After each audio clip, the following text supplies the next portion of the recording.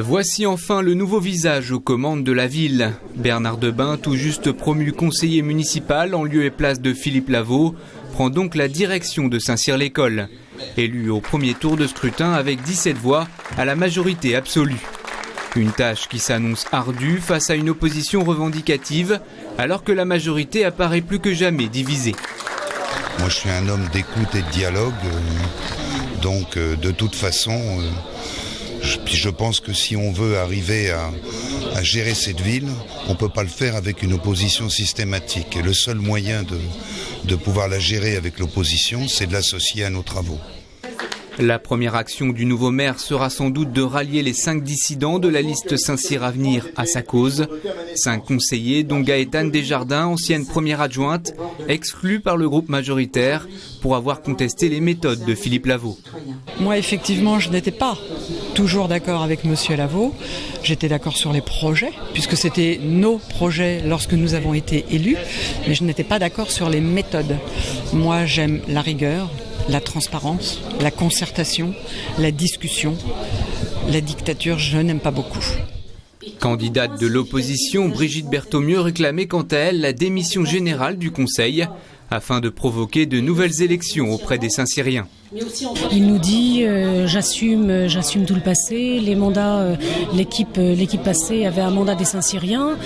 Moi je n'ai pas l'impression quand même que le mandat qui avait été donné par les Saint-Cyriens à l'équipe municipale était les illégalités, les crises, les déchirements. Voilà, et puis il faudra quand même qu'il nous donne quelques explications sur la situation financière de la ville. Le chantier s'annonce donc laborieux entre l'hypothétique annulation de la vente de la gendarmerie ou le dossier épineux de la piscine à 0 €. Quoi qu'il en soit, Bernard Debain semble être l'homme du dialogue retrouvé. Plusieurs conseillers d'opposition déclarant hier à l'auditoire ne plus être habitués depuis longtemps à tant de concertation.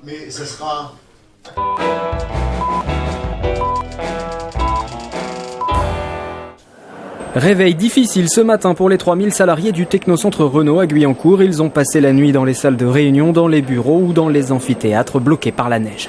On a essayé de proposer des repas, alors c'était pas toujours le repas habituel, mais les repas chauds, on a été faire les stocks, les yaourts, les fruits qu'on pouvait trouver un peu partout, de mettre le chauffage, de mettre l'électricité, parce que normalement à 3h du matin au Technocentre, il n'y a pas d'électricité ou pas beaucoup.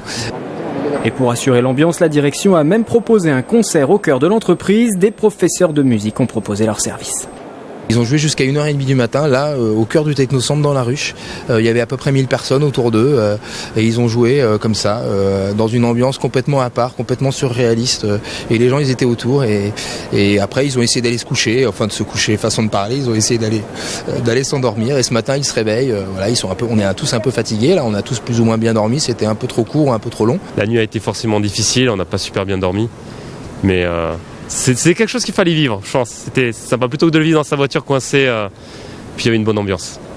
Pour repartir ce matin, la solidarité a battu son plein. Un service de covoiturage s'est mis en place, chacun venant proposer son aide à ses collègues. On a beaucoup de propositions de personnes qui proposent donc de transporter et de ramener les gens chez eux. Et donc tout le monde est très volontaire et on a aussi donc des personnes qui recherchent et qui viennent, qui prennent les petits post-it, qui repartent et qui ont une solution pour ne pas dormir ce soir encore au Technocentre. Une nuit finalement agréable au Technocentre pour les salariés qui ce jeudi soir ont tous quitté le site. Mais beaucoup s'interrogeaient encore sur le manque de communication de la préfecture, sur la conduite à suivre et sur l'état des routes.